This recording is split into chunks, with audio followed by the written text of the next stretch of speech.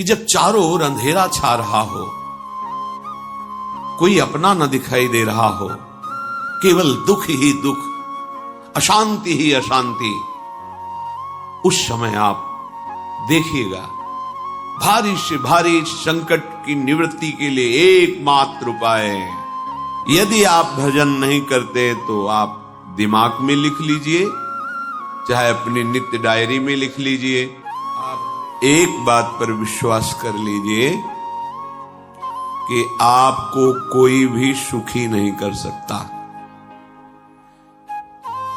यदि आपको कोई सुखी कर सकता है तो आप हैं।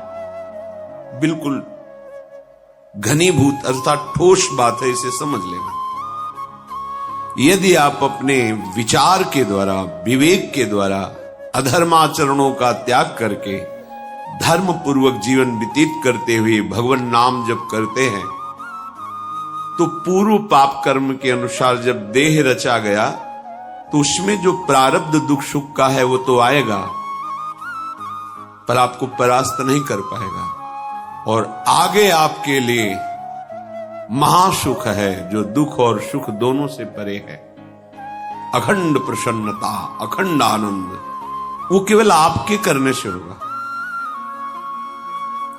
उपदेश मिल सकते हैं, मार्ग बताया जा सकता है, आपको सहयोग मिल सकता है, पर चलना आपको होगा। यदि आप नहीं चले तो ये कहीं भ्रम हो कि मैं कहीं जाऊं और मेरी दुख निवृत्ति हो जाए, तो इस भ्रम को छोड़ देना। क्योंकि हम आप तो बहुत छोटे जीव हैं, अर्थात बहुत लघु तपस्या, लघु पुण्य वाले हैं। हम उन महापुरुषों की बात करते हैं जिन्होंने आजीवन ऐसा तप संचय किया, फिर भी उनके शरीर में भारी से भारी दुख देखे गए। ये दुख और सुख एक भ्रमात्मक इंद्रजाल है माया का, ना दुख है न सुख है। जैसे जो सपने सिर काटे कोई, बिन जागे दुख दूर न होई, ऐसे स्वप्न में तुम चक्रवर्ती सम्राट बन जाओ तो जगने पर तुम थोड़ी रहोगे, तुम जो हो वही होगे। हम भगवान के चिदानंद अंश हैं। ये भूलकर हम अपने को स्त्री पुरुष, अच्छा बुरा, धनी निर्धन, दुखी सुखी आदि आदि बहुत सा प्रपंच है, इसे हम अपने दिमाग में बैठा लिया है।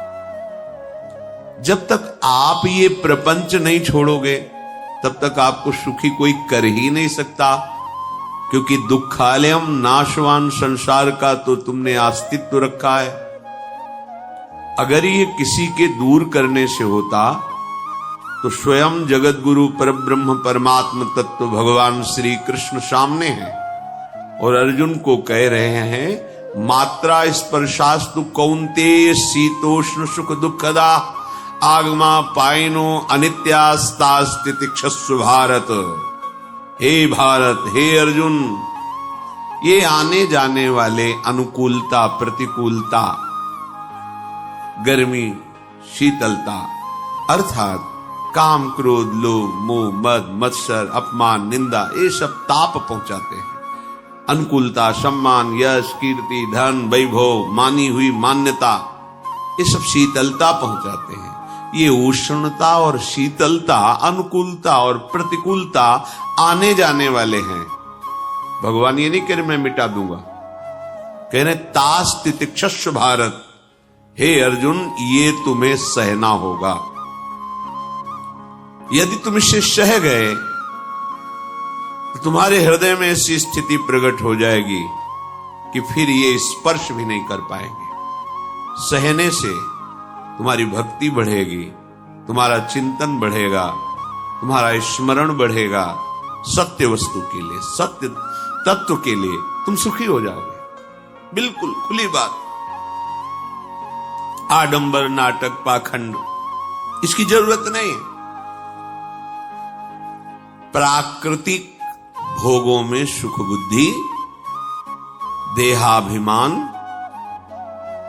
विद्या रूप महत्व कुल धन यौवन अभिमान, यही तुम्हारे दुख का मूल है और ये कोई दूसरा नहीं हटा सकता। ये तुम्हें अपने विवेक सत्संग से प्राप्त हुए विवेक के द्वारा, शास्त्र स्वाध्याय से प्राप्त हुए विवेक के द्वारा इसे तुम्हें त्यागना है। दुख तुम पकड़े हो तो छुड़ा कौन सकता है? छुड़ाना तो आपको ही पड़ेगा। अगर कोई वादा करता है कि मैं आपको दुख रहित कर दूंगा, मुझे आज तक समझ में नहीं आया। दुख रहित होने का जो उपाय है वो गुरुजन, महापुरुष, संत जन बताते हैं कि जब चारों ओर अंधेरा छा रहा हो, कोई अपना न दिखाई दे रहा हो, केवल दुख ही दुख, अशांति ही अशांति, उस समय आप देखिएगा कोई एक है जो आपको बहुत प्यार कर रहा है। वो हमारे प्रभु हैं। आप जिनकी तरफ पीठ किए हो और जहां दुख है उधर मुख किए हो, वापस घूमो, सन्मुख होइएगा। सन्मुख होए जीव मोए जबहि, जन्म कोटि अघनाशों तबहि। करोड़ों जन्मों के पाप नष्ट कर देते हैं भगवान। जहां प्रभु की तरफ हुए तो पता चला बहुत जन्मों से बिछुड़ा था, वो मेरे स्वामी मिल गए। भारी से भारी संकट की निवृत्ति के लिए एकमात्र उपाय भगवान श्री हरि का आश्रय, उनके नाम का जप। सत्य मान लीजिए, आडंबर से कुछ नहीं होना। चाहे जितने जंतुर बांध लो, चाहे जितना जो कुछ जादू टोना जो मन आवे सो कर लो। बारी मथे घृत होए बरु शिकताते बरु तेल, बिनु हरि भजन न भवतरी यह सिद्धांत अपेल। विनिश्चितम बदामिते नान्यथा वचांस में हरि भजंती। अटल बात है, यदि भजन नहीं करोगे तो तुम्हें कोई सुखी नहीं कर सकता। तात्कालिक आपको ऐसा लग सकता है मेरा काम बन गया, नहीं, वो तत्कालिक है। हमारा काम बनना तो तब होगा जो हमारा आवागमन मिट जाए, सदा सदा के लिए मुझे ऐसी वस्तु प्राप्त हो जाए कि जहां चाह ही खत्म हो गई, जहां दुख ही खत्म हो गया। वो हमारा स्वरूप है, वो हमारे आराध्य देव है। प्रार्थना मान लीजिए, भटकाव से बचिए। ये कलिकाल मलायतन मन कर देख विचार, श्री रघुनाथ नाम बिन नाहिन आन आधार। महापुरुषों ने स्पष्ट कहा, ये मलायतन मल का आगार है। मल मने कामना, नाना प्रकार की वासना, भ्रष्ट आचरण, छल कपट, दंभ पाखंड, बोलबाला, इसका एकमात्र श्री भगवान का नाम आधार। जो चाहत है नित्य सुख अरु मन को विश्राम, हित ध्रुव हित सो भजत रो पल पल श्यामा श्याम श्यामा श्याम श्यामा श्याम।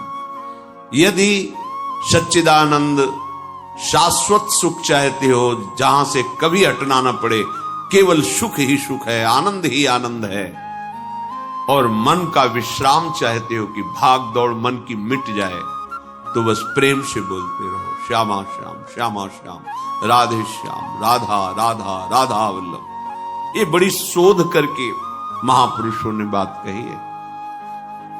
यदि आप भजन नहीं करते तो आप दिमाग में लिख लीजिए, चाहे अपनी नित्य डायरी में लिख लीजिए, जो आप दिनचर्या लिखते हैं। आपको कहीं भी कभी भी कोई भी सुखी नहीं कर सकता। गांठ बांध लीजिए, भटकने की जरूरत नहीं है। और यदि नाम जप करने लगे, धर्माचरण करने लगे, तो तुम आशीर्वाद देने वाले बन जाओगे। सातरति सातरति सा लोकांतारयति। ध्यान दीजिए, वो तर जाता है, वह तर जाता है, वो लोकों को तार देता है। जब पृथ्वी में भयंकर पापाचरण की वृद्धि हुई, असुरों के द्वारा प्रेरित होकर के जहां भी धर्माचरण, नाम कीर्तन, यज्ञ, हवन, होम, ऋषि मुनि विध्वंस कर दो। क्या हुआ? कोई दूसरा दिखाई दिया क्या? नहीं, किसी की सामर्थ्य नहीं थी। सब मिलकर के ब्रह्मा जी के पास गए, जो ईश्वर कोटि के महापुरुष। सबने ब्रह्मा जी से प्रार्थना की। ब्रह्मा जी ने कहा, हम भी जिनके सेवक हैं, वही प्रभु अब हमारे दुख का निवारण कर सकते हैं। सोचो, आप किसी और से दुख निवृत्त कराना चाहते हैं? जिसने सृष्टि बनाई है, भगवान ब्रह्मा जी भी कह रहे, मैं जिनके सेवक हूं, वही प्रभु हमारे और आप सबके दुखों का निवारण करते हैं। तो आपको समझ में नहीं आ रहा कि एकमात्र भगवान श्री हरि ही हमारे दुख का निवारण कर सकते हैं। हमें कहीं भागने दौड़ने की जरूरत नहीं है। साधु समागम इसलिए किया जाता है कि हृदय पवित्र हो जाए। पवित्र हृदय की पहचान बुद्धि में विवेक का प्रादुर्भाव हो जाए, और विवेक से मोह का नाश करके हम निरंतर प्रभु के प्रेम में डूबे, भजन में डूबे। सबने एक साथ मिलकर के विचार किया कि महासुख सिंधु प्रभु से विनय करनी तो कहां जाया जाए? वैकुंठ चले, किसी ने कहा क्षीर सागर चले। अपनी अपनी भावना व्यक्त कर रहे थे। तेहि समाज गिरजा में रहू, अवसर पाई वचन एक कहू, हरि व्यापक सर्वत्र समाना, प्रेम ते प्रगट होई मैं जाना। हे गिरिजा, परम वैष्णवाचार्य भगवान महादेव जी कहते, उस देव समुदाय में हम भी थे। हमने कहा कि हमारे तो हृदय में बात ऐसी आती है कि कहीं भागने की जरूरत नहीं है। हरि व्यापक सर्वत्र समाना, जैसे वो वैकुंठ में विराजमान है, क्षीर समुद्र में विराजमान है, ऐसे कण कण में विराजमान है। बस तुम प्रेम से पुकारो, जहां पुकारोगे वहीं प्रभु प्रकट हो जाएंगे। नाम बाणी जहां, श्याम श्यामा तहां। नाम बाणी निकट, श्याम श्यामा प्रगट। सिद्ध सिद्धांत है, भटकने की जरूरत नहीं। जहां हो वहीं से प्रिया प्रीतम का नाम पुकारो, नाम कीर्तन करो, उनकी लीलाओं का गायन करो, सबको सुख देने की भावना करो। देखो, तुम्हारी दृष्टि बदलती चली जाएगी, भगवत साक्षात्कार करने की योग्यता आने लगेगी। ऐसा ही हुआ। सबने मिलकर के श्री भगवान को विनय पूर्वक आर्त भाव से पुकारा। आकाशवाणी हुई, निर्भय हो जाओ, निश्चिंत हो जाओ, मैं स्वयं अपने अंशों के सहित अवतार लेकर इस भूमि का भार हरण करूंगा। तुम सब बड़े बड़े जो देवता हो, जाओ हमारी लीला में सुख लेने के लिए सब वृक्ष वानर आदि का रूप धारण करो। ब्रह्मा जी, महादेव जी, बड़े बड़े ईश्वर कोटि के लोकपाल बहुत प्रसन्न हुए, क्योंकि भगवद वाणी सत्य है, त्रिकाल सत्य है। सबको विश्वास हो गया कि अब मारा तो जाएगा ये महासुर, जिसको लगता था कोई ना मंत्र के द्वारा मार सकता है, ना अस्त्र के द्वारा मार सकता है। स्वयं श्री भगवान पधार रहे। भगवान ने, जो निरंतर भजन प्राण रहते हैं, कश्यप जी, अदिति जी, वो भगवान के वात्सल्य में भरे थे। प्रभु जब प्रकट हुए तो उनसे कहा, मुझे आप जैसा पुत्र चाहिए। प्रभु ने कहा कि मेरे जैसा तो मैं ही हूं, अद्वितीय हूं, दूसरा कोई है नहीं, मैं ही अवतरित होऊंगा। भजन में देखो कितनी सामर्थ्य है। जगत पिता को पुत्र रूप में प्राप्त कर रहे हैं। वही चक्रवर्ती सम्राट अवधपुरी के नरेश महाराज दशरथ जी के रूप में, जिनके महामहिम अद्भुत सौभाग्य प्राप्त करने वाली 3 ये रानियां, श्री कौशल्या जी, श्री कैकेयी जी, श्री सुमित्रा। भगवान वशिष्ठ जी इनके गुरुदेव हैं। प्रायः बड़े बड़े महान जो राज्य पालक रहे उनके ऊपर, राजा के ऊपर महाराजा विराजमान रहे। ऊपर से स्वर्गलोक आदि लोकों से भी ये शिक्षा मिली है। देवराजेंद्र तो भगवान बृहस्पति, दैत्यराज बलि तो भगवान शुक्राचार्य, जनक जी तो सदानंद जी महाराज, दशरथ जी तो वशिष्ठ जी महाराज। ऐसा था क्योंकि जहां हमारा विवेक काम नहीं करता वहां ये ब्रह्मबोध संपन्न महापुरुष तत्काल हमको संभालते हैं। महाराज दशरथ जी के हृदय में प्रबल लालसा हुई कि अब अवस्था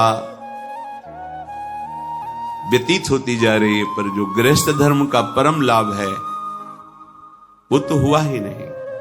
वशिष्ठ जी के चरणों में प्रणाम करके कहा, भगवान एक ही बात की असंतुष्टता है, हमारे कोई पुत्र नहीं। वशिष्ठ जी ध्यानस्थ हुए, ध्यान में देखा और उनका, तुम्हारा जैसा सौभाग्य अन्य का किसी का नहीं हो सकता। तुम्हारे यहां स्वयं सच्चिदानंद भगवान श्री हरि अपने अंशों के साथ अवतरित हो रहे। श्रृंगी ऋषि को बुलाया गया, पुत्रष्टि यज्ञ करी, उसमें साक्षात भगवान अग्निदेव प्रकट होकर के खीर दिया और कहा अपनी रानियों को पवा दीजिए। वशिष्ठ जी के आज्ञा के अनुसार उस खीर को 2 भाग में किया। प्रथम भाग श्री कौशल्या जी को दिया, जो दूसरा भाग था उसके 2 भाग किए, उसका 1 भाग कैकेयी जी को दिया। अब जो 1 भाग बचा उसके 2 भाग किए और वशिष्ठ जी की आज्ञा के अनुसार एक माता कौशल्या जी को, एक कैकेयी जी को दिया। उन्होंने अपने हाथ से सुमित्रा जी को दिया। तो सुमित्रा जी के गर्भ से लक्ष्मण और शत्रुघ्न, कौशल्या जी ने जो भाग दिया उससे लक्ष्मण जी प्रकट हुए, जो रामचरण अनुरागी, अद्भुत अद्भुत हरि प्रेमी। शत्रुघ्न जी भरत चरणों का आश्रय लिए हुए राम जी का सेवन करते। बड़ा रहस्य है, कितनी मर्यादा है। गुरु की आज्ञा से जहां जैसा विधान होना चाहिए वैसा, तो उस बड़ा मंगल स्वरूप। ये महामहिम जगत पावन करने वाली माताएं मानो अपने गर्भ में अखिल ब्रह्मांडों के स्वामी को धारण किए हुए हैं, जिनके गर्भ में अनंत ब्रह्मांड वास करते हैं, उन प्रभु को अपने गर्भ में धारण करने का अनुभव कर रहे हैं। महाराज दशरथ बहुत प्रसन्न है। ये जीवन का परम लाभ है। प्रभु हमारे कोई हो, माता पिता भाई बंधु सखा पति प्रीतम पुत्र, कुछ भी, ये तो ऐसे करुणामय कोई भाव रख लो और गाढ़ भाव कर लो तो आपको अनुभव कराने लगेंगे। जिस भाव से आप देखोगे कैसा सुख महाराज दशरथ जी को हो रहा होगा, जिनको गुरुदेव से पता है कि स्वयं भगवान पधार रहे। प्रति